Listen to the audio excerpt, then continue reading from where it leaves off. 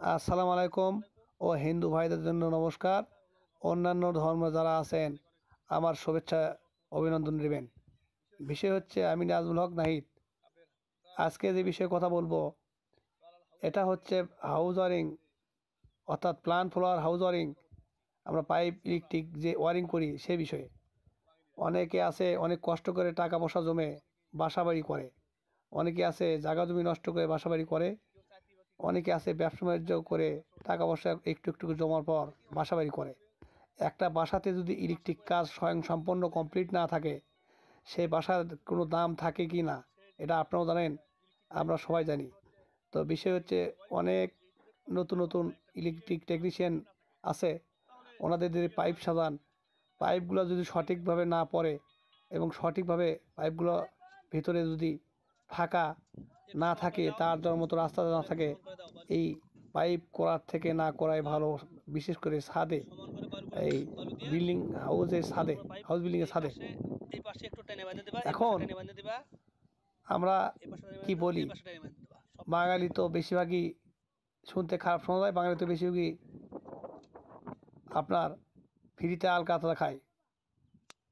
মানে যত সস্তাতে কাজ করতে নিতে পারে তত ভালো। মূলত ভালো টেকনিশিয়ান দিয়ে কাজ করলে হয়তো একটু পয়সা বেশি খরচা হবে, কিন্তু কাজ আপনারা সাপ সাপ বুঝে পাবেন। আর আর যারা বিল্ডিং কনস্ট্রাকশনের মালিক তাদের প্রতি আমার কিছু কথা আছে। সেটা হচ্ছে, আমরা যে বিল্ডিংয়ে কাজ করি দেখা যায় এই রাজমিস্ত্রি, রাজমিস্ত্রির পর স্যানিটারি মিস্ত্রি এবং ইলেকট্রিক মিস্ত্রি, আমাদের কাজের সময় মালিকদের টাকা পয়সা সঠিক মতো থাকে না, আমাদের দুর্দশা হয়।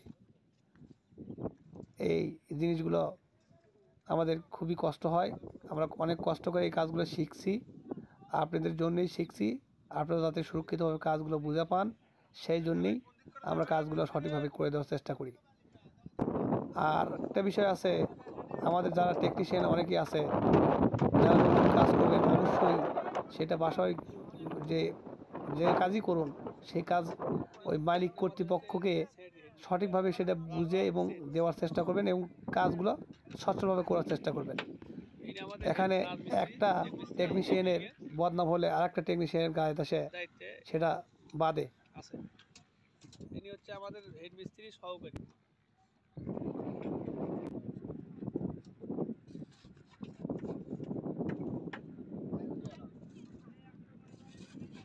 ভাই লাগবে না, আপনারাই দেন।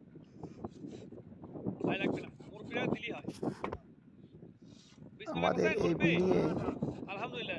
একটা ইঞ্জিনিয়ার ছিল, উনি কালকে আসছিল, আজকে আসেনি, আসতে একটু দেরি হবে। পাইপের কোনো জায়গাতে ভুল থাকলে উনি আমাদের এসে ভুল ধরবে বা সঠিক দেখাই দেবে। আমরা যদিও বা আগে ভীম ধরুন। ভুল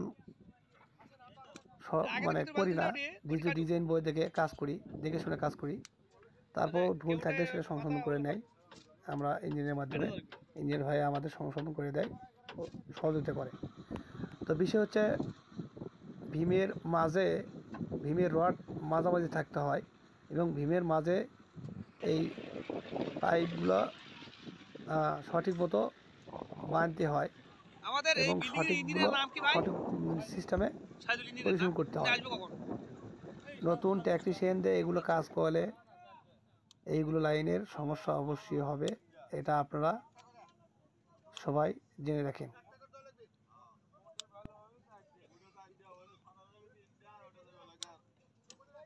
এটি একটা ব্লক দেবো বুঝছো, 1 ইঞ্চি ফাইট তো আসি। ইঞ্জিনিয়ার সাহেব বলছে আর একটু ফাইট হলে ভালো হয়। আর পাইপগুলো সোজা আছে দেখো তো, সবগুলো পাইপ কি সোজা দেখা যাচ্ছে? হ্যাঁ, সোজা আছে।